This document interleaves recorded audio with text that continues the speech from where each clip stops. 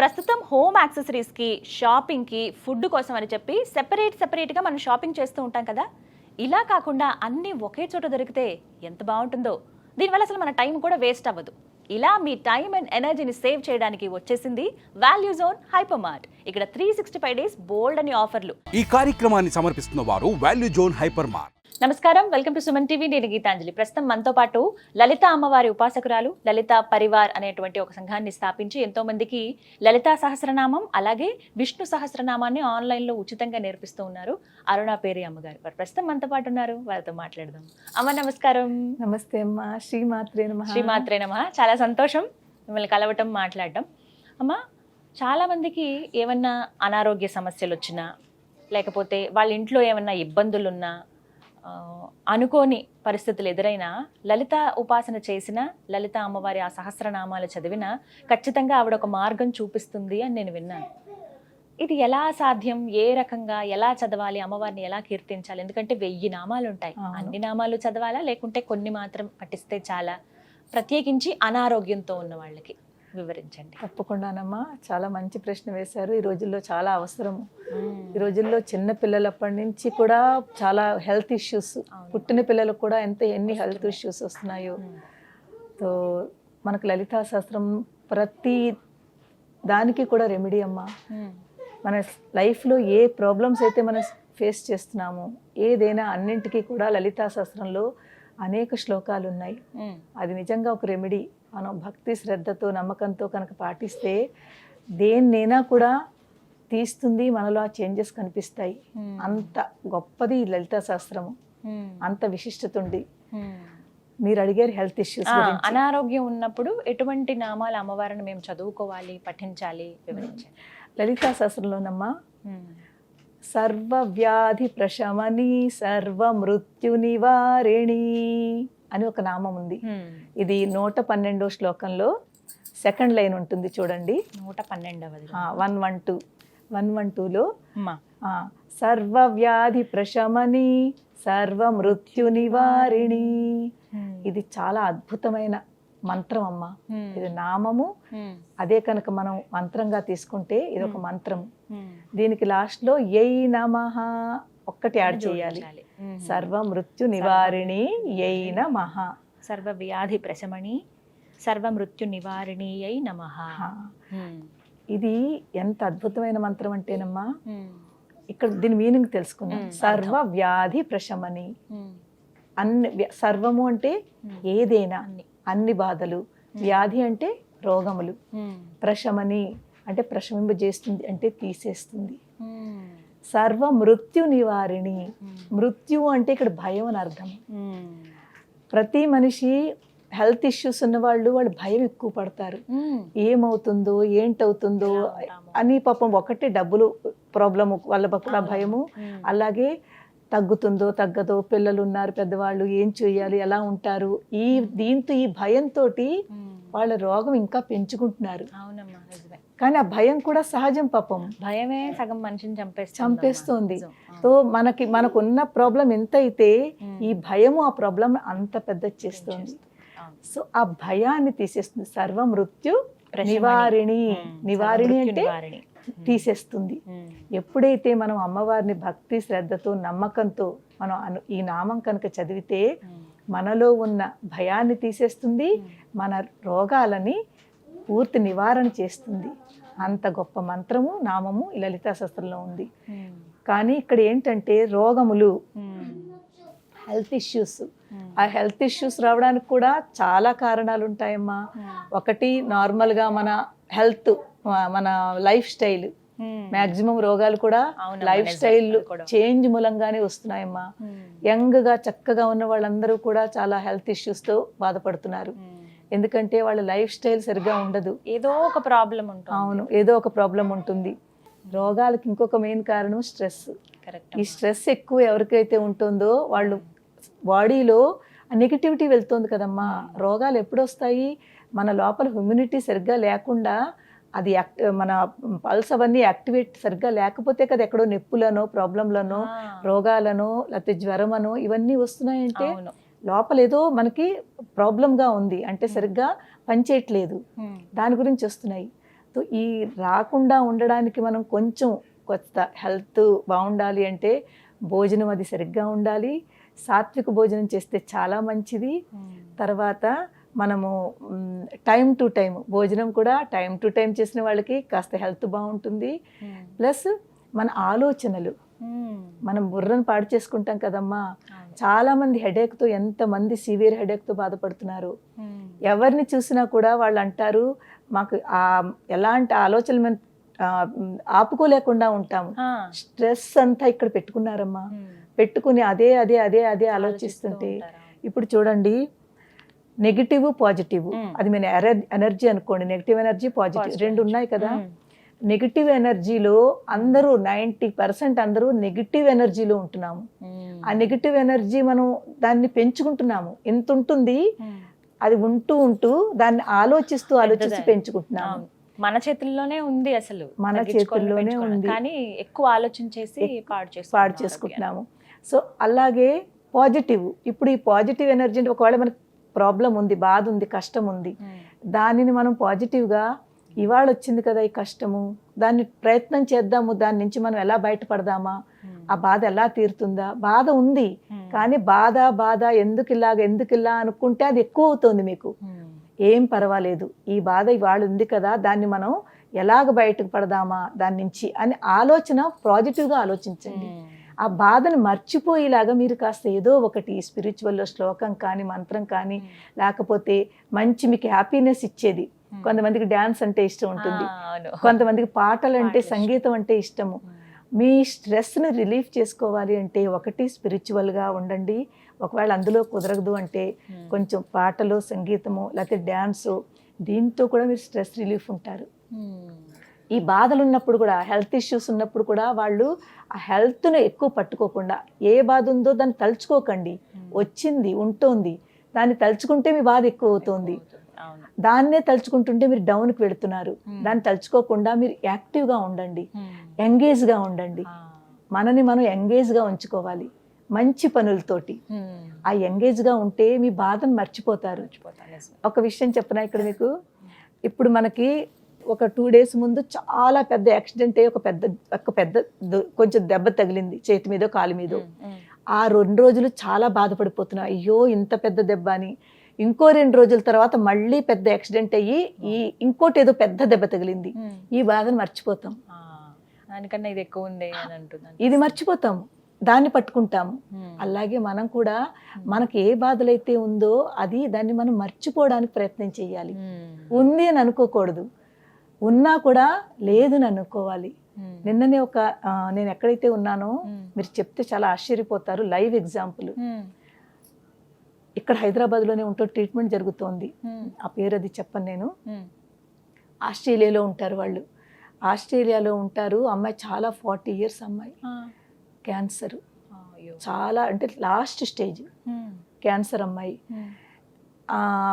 అక్కడ doctors give up ఇచ్చారు, ఇంకా మీకు ఏం అవ్వదని చెప్పారు. ఇంకా అలా చెప్పిన తర్వాత వాళ్ళు ఇక్కడికి వచ్చారు, హైదరాబాదు.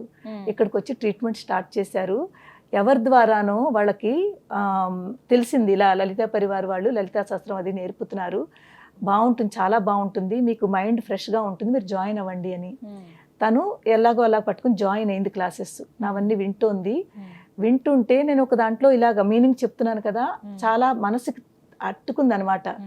అమ్మాయి ఎంత బాగా చెప్తున్నారో అని తన బాధను మర్చిపోయి ఈ దీంట్లోకి వచ్చింది. అంటే ఇది ఆలోచించడం మొదలుపెట్టింది. చూడండి, అంత బాధలో ఉంది, ఆ స్టేజ్లో ఉంది, తన బాధను మర్చిపోయి దీన్ని ఎంత ఆనందం వస్తుంది కదమ్మా. ఒక పక్కన బాధ ఉన్నా దాన్ని డౌన్ చేస్తోంది ఈ సంతోషము. అప్పుడు తనకి అర్థమైందిట, తన ఇంట్లో ఇప్పుడు ఆ అమ్మాయి ధైర్యంగా ఉంది. ఎవరి ద్వారానో తెలిసింది నేను హైదరాబాద్ వస్తున్నానని. అంత అంటే తను ఏంటంటారు దాన్ని, ఇవి చేయించుకుంటోంది, థెరపీ ఉంటుంది కదా, రేడియేషన్ థెరపీ జరుగుతుంది. నిన్ననే తనకి థెరపీ ఉండాలి. థెరపీ అంటే చాలా బాధ ఉంటుంది, కిమో అంటారు కదా, కిమో ఇస్తున్నారు. ఆ చేయించుకున్నప్పుడు ఎంత బాధ ఉంటుందో. కానీ తనకి ఒక ఇదనమాట, ఎలాగైనా అమ్మ వచ్చారు, నేను వెళ్ళాలని. నాకు మా మెంటర్ ద్వారా తెలిసింది, అమ్మ తను మీ దగ్గరికి వస్తుందిటని. నేను వద్దన్నాను. అమ్మ తను కిమో చేయించుకుంటోంది, అస్సలు బాగోలేదు, నేను అమ్మాయి దగ్గరికి వెళ్తాను, అతను ఆ అమ్మాయి ఎక్కడుందో చెప్పండి, నేను వెళ్తాను అని చెప్తే తను అందిట లేదు, నేను అమ్మ దగ్గరికి వెళ్ళాలి, అమ్మ నా దగ్గరికి వద్దు, నేను అమ్మని దగ్గరికి వెళ్ళాలని తన పేరెంట్స్ తోటి తన హస్బెండ్ తోటి వచ్చింది. నిన్న వచ్చింది, వచ్చి కలిసింది. బాధ ఉంటుంది, ఒక బాబు ఒక పాప, పాపం చిన్న పిల్లలు తనకి. తో కానీ తన ముఖంలో ఒక ధైర్యం చూశాను నేను. ఆ ధైర్యము స్పిరిచువల్ లా వచ్చింది తనకి, భక్తితో ఉండి. ఇలాగే చూడండి, ఎవరిదైనా ఇప్పుడు మీరైనా నేనైనా లైఫ్ని ఎవ్వరు మనం జడ్జ్మెంట్ చేయలేము. మన లైఫ్ ఇంత ఉంది అని ఎవరు చెప్పగలరా? అసలు అది సాధ్యం కాదు, అది మన వాళ్ళ కాదు. మనం ఇంత అందంగా ఇప్పుడు మాట్లాడుతున్నామా, నవ్వుతూ ఉన్నామా, నెక్స్ట్ క్షణం ఎలా ఉంటుందో మనకి ఏం తెలుసు? చెప్పలేము, ఎవరికి చెప్పలేము. తనకి నేను అదే అన్నాను, ఎవరిది లైఫ్ మనం ప్రిడిక్ట్ చేయలేము. అందు గురించి ఏది జరుగుతుంది, ఇలాగ ఎందుకు అయిపోతుంది అని బాధపడే కంట ఏది జరిగినా పర్వాలేదు అని మనము దానికి ప్రిపేర్ అయిపోయి ఏం పర్వాలేదు అని మనము దాన్ని ఆ నెగటివిటీ నుంచి బయటకు వస్తే తప్పకుండా పాజిటివిటీ ఎప్పుడైతే పెరిగిందో మీలో మీకు ఆ డాక్టర్లు ఏదైతే చెప్పారో దాన్ని కూడా మీరు క్రాస్ చేస్తారు, ఇంకా బాగుంటుంది మీకు అని చాలా మంచిగా చెప్పాను. ఇదే శ్లోకం నేను అమ్మాయికి ఇచ్చాను. సర్వవ్యాధి ప్రశమని సర్వమృత్యు నివారిణి అయిన మహా, ఈ శ్లోకం అమ్మాయికి ఇచ్చాను. తర్వాత ఆ అమ్మాయి ఇప్పుడు నేను అన్నాను, చూడండి అమ్మ, డాక్టర్లు అమ్మాయికి టైం కూడా ఇచ్చారు. కానీ నేను అన్నాను, లేదు, నాకు మీలో అది కనిపిస్తోంది, మీరు చాలా బాగుంటారు, మీరు చెయ్యండి, మన ప్రయత్నం మనం చేద్దాము, తర్వాత అమ్మవారు ఏం చేయాలో తను చూసుకుంటుంది. కానీ మనం బాధపడుతూ ఇంకా ఒకవేళ సపోజ్ 1 year ఇచ్చారనుకోండి, 6 months ఇచ్చారనుకోండి, ఆ 6 months బాధపడుతూ ఉండే కంట పాజిటివ్గా నవ్వుతూ, అబ్బా ఇంకా నా దగ్గర 6 నెలలు ఉంది, మనం ఎందుకు అలా తీసుకోమమ్మా? భయపడతాం కదా, భయమే కదా మెయిన్. ఇంకా నా దగ్గర ఇంకా 6 నెలలు ఉంది అలా అనుకోండి. అయ్యో ఓన్లీ 6 నెలలేనా అనుకునే బదులు 6 నెలలు ఉంది. మన పరీక్షిత్ మహారాజుని గుర్తు చేసుకోండి. మా పరీక్షితుల వారి దగ్గర 7 రోజులే ఉండాలి. ఆ 7 రోజులు పాజిటివ్ గా తీసుకుని భాగవతం అంతా విన్నారు, విని మోక్షానికి వెళ్ళారా లేదా? 7 రోజులు నా దగ్గర ఉందనుకున్నారా లేదా? ఓన్లీ అయ్యే నా దగ్గర 7 రోజులే ఉందని ఏడవలేదు కదా. ఎంత ధైర్యంగా ఉన్నారు అతను. అలాగా మనం కూడా మన జీవితంలో నెగిటివ్ గా ఆలోచించకుండా ఆ బ్యాడ్ పర్సన్ పాజిటివ్ లోకి తీసుకోండి, అప్పుడు మీ లైఫ్ ఇంకా బాగుంటుంది, ఆనందంగా ఉండగలుగుతారు. సో ప్రతి వాళ్ళకి ఈవెన్ ఈ శ్లోకం అమ్మ పాపం చిన్నపిల్లలు ఉంటారు, వాళ్ళు పలకలేరు కదా. అయితే ఈ శ్లోకం ఎన్నిసార్లు పఠించాలి, సమయము, ఇవి కూడా చెప్పండి. చాలా మంచిది. ఇప్పుడు ఈ సమయము పఠించడము మనకు ఒక మినిమం కూడా పెట్టుకోవచ్చును. అందరి దగ్గర టైం లేని వాళ్ళకి మినిమం 11 times మీరు ఈ శ్లోకం చదువుకుని ప్రతిరోజు చదువుకోవాలి. అదే కనుక చిన్న పిల్లలు చాలా పెద్దవాళ్ళు ఇది పఠించలేరు అనుకోండి, వాళ్ళ పక్కన కూర్చోండి. పక్కన కూర్చుని మనం చదువుతున్నది ఈ వైబ్రేషన్స్ వాళ్ళకి టచ్ అవ్వాలి, వాళ్ళ వినేలాగా, వాళ్ళ చెవుల్లో పడేలాగా. ఒకవేళ ఏ పోర్షన్ అంటే వాళ్ళకి చేతులు ప్రాబ్లమా, కాళ్ళు ప్రాబ్లమా, లేకపోతే ఇలాంటి ప్రాబ్లం ఉన్న వాళ్ళకి వాళ్ళ దగ్గర వెళ్ళి వాళ్ళు టచ్ చేయండి. ఈ మంత్రం చదువుతూ టచ్ చేయండి, వాళ్ళు ఆ పార్ట్ని టచ్ చేయండి. టచ్ చేస్తే ఈ వైబ్రేషన్స్ ఆ పార్ట్కి వెళ్ళి అది యాక్టివేట్ అవుతుంది. మంత్రానికి చాలా శక్తి ఉందమ్మా, కానీ ఈ జనరేషన్లో పిల్లలు వాళ్ళు కొంతమంది నమ్మరు. మంత్రానికి ఎంత శక్తి ఉందంటే అంత శక్తి ఉంది. మన పూర్వంలో ఋషులు మంత్రాలతోటే కదమ్మా ఎన్ని చేసేవారు. వాళ్ళు మంత్రాలకి నిజంగా యజ్ఞాలు చేసే మంత్రాలు చేస్తే కదా పూర్తి మన జరిగేటప్పుడు. ఆ మంత్రాలు ఒక మంత్రం అని తీసుకోవాలి, ఆ మంత్రంలో ఇంత శక్తి ఉందని నమ్మాలి, నమ్మిన తర్వాత చెయ్యాలి. 1 రోజు 2 రోజులు చేసినాక ఏం అవ్వట్లేదంటే అవదమ్మా మీకు. కొన్నాళ్ళు మీరు ఇది అలా చేస్తూ చేస్తూ చేస్తూ ఉంటే మీలో ముందు అందరికంటే ముందు ఆలోచన మారుతుంది. మనకి ఏం కావాలి చెప్పండి, మన ఆలోచన మార్చుకోవాలి. ఇప్పుడు మనం బాధలో ఉండి నెగిటివ్ ఆలోచిస్తున్నాము, ఆ నెగిటివ్ ఆలోచన నుంచి పాజిటివ్కి వస్తారు, మీలో ధైర్యం వస్తుంది. భయం పోయిందంటే ధైర్యం వస్తుంది కదమ్మా, భయాపహ అంటాము. అలాగే సర్వ మృత్యు నివారిణి, మృత్యు అంటే భయము. ఈ మృత్యువుని అమ్మవారు తీసేస్తుంది, ఆ భయాన్ని తీసేసి మనకు ధైర్యం ఇస్తుంది. ఎప్పుడైతే మనలో ధైర్యం వచ్చిందో ఆటోమేటిక్గా మనం రోగం గురించి పూర్తి మర్చిపోతాం. అవునమ్మా, అది మాత్రం నిజం. ఏ రోగము మనకు అనిపించదు, ఉన్నా తట్టుకునే శక్తి వస్తుంది. చిన్నదే కదా అని అనిపిస్తుంది. తట్టుకునే శక్తి ఎప్పుడైతే వచ్చిందో మన లైఫ్ కూడా ఇంకా బాగుంటుందమ్మా. నేను ఎంతో మందికి ఇదే సేమ్ కేసు మా రాయ్పూర్లో ఒక అమ్మాయి చేత చేయించాను. తనకు కూడా సేమ్ ఇదే కీమో ఇచ్చారు, తనకు కూడా లాస్ట్ స్టేజ్ అన్నారు. క్యాన్సర్. ఆ అమ్మాయి చిన్న అమ్మాయి. ఎప్పుడైతే నన్ను పట్టుకుని లలితాశాస్త్రం పట్టుకుని ఈ నామం చదివిందో, ఈ డాక్టర్లు ఏదైతే వాళ్ళకి గివప్ ఇచ్చారో ఇంకా అవ్వదని, ఆ అమ్మాయి ఇప్పుడు ఎంత బాగుందంటే, ఏదైతే వాళ్ళు లైఫ్ ఇంకా ఉండదు అని ఎలా అయితే చెప్పారో ఇప్పుడు ఆ అమ్మాయి ఎంత హ్యాపీగా ఉందంటే, అంటే మీరు నేను ఎలా ఉన్నామో అలా ఉంది. నిజంగా అమ్మవారిదేనమ్మా. ఆ అమ్మాయి ఇలాగ మీరు నేను ఇప్పుడు ఎలా ఉన్నామో జాబ్ చేసుకుంటోంది, తనకు కూడా 2 పిల్లలు, ఎంత హ్యాపీగా ఉందో. కానీ నమ్ముతుంది అనమాట, నమ్మకం పెట్టుకోవాలి. అందరికంటే మనలో ఉన్నది నమ్మకం తక్కువ. ఏమిటి ఒక్క నామం చదివితే ఏమిటి వస్తుంది అంటారు, ఒక నామం చదివితే అయిపోతుందా అంటారు. కానీ ఆ నామాన్ని మీరు భక్తితో చదివి నమ్మకం పెట్టుకుంటే తప్పకుండా అవుతుంది. రోజుకి 11 సార్లు, రోజుకి మినిమం 11 సార్లు. దానికంటే మీ దగ్గర ఎక్కువ టైం ఉంది అనుకోండి, ఇంకా ఎక్కువ సార్లు చదవండి. కానీ 11 సార్లు ఈ నామం చదువుకుని మీరు మీ అంతటి మీరు మనసులో దాన్ని అలవాటైపోతే ఇంకా ఆ నామం అలా వెళ్ళిపోతూ ఉంటుంది. ఎప్పుడైతే అది వెళ్ళిపోతూ ఉంటుందో ఆ నామం మిమ్మల్ని ప్రొటెక్ట్ చేస్తుంది, మీకు ధైర్యాన్ని తీసుకొస్తుంది, మీ యొక్క ప్రాబ్లమ్స్ ని సాల్వ్ చేస్తుంది అమ్మవారు. అంత శక్తివంతమైన నామం అమ్మ. సంతోషం అమ్మ, నాకు కూడా అవసరమే, ప్రతి ఒక్కరికి అవసరమే, ప్రతి ఒక్కరికి అవసరమే. ఏ నమః అనేది చివరగా మనం జోడించుకోవాలి. అంటే అమ్మవారిని ఏ నమః అంటే ప్రార్థిస్తున్నాము.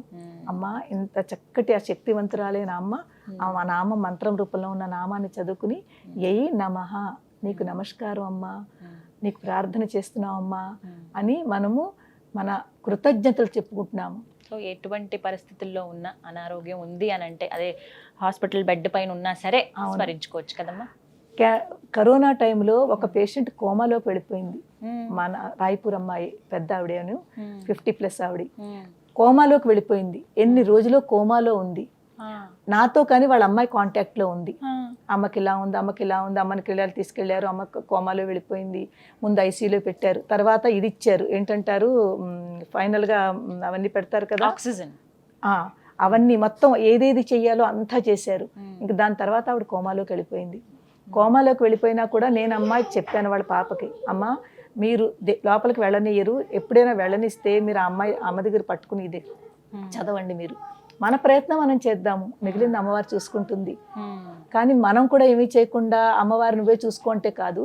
అమ్మవారితో ఆవిడ ఇప్పుడు కోమా నుంచి బయట వచ్చి ఈ రోజు ఎంత ఆనందంగా ఉందంటే, ఇప్పుడు లైవ్ ఆవిడ ఎంతమంది జీవితాలు మార్చింది లలితా సహస్రనామం. నిజంగానమ్మా, ఇంకా ఎన్నో ఉన్నాయి. నేను చాలా చిన్న ఎగ్జాంపుల్స్ చెప్తున్నాను. అలాంటి స్థితి నుంచి బయటకు తీసుకొచ్చింది. మొన్న వచ్చిన అమ్మాయికి నేను ఆవిడ ఎగ్జాంపుల్ ఇచ్చాను. అమ్మ చూడండి, అలాంటి స్థితి నుంచి. మార్కండేయుడు గురించి విన్నారు కదా మరి, భక్త మార్కండేయుడు. అతను ఎవరు, యమధర్మరాజే భటులు వచ్చారు కదా తీసుకెళ్ళడానికి. అతను ఎవరిని నమ్ముకున్నాడు? శివయ్యని పట్టుకున్నాడు, శివుణ్ణి నమ్ముకున్నాడు.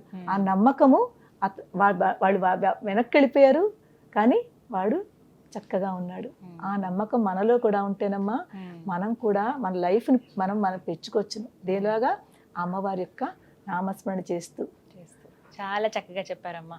112వ శ్లోకంలో సెకండ్ లైన్ ఏమా, సర్వవ్యాధి ప్రశమని సర్వమృత్యు నివారిణి అయిన మహా.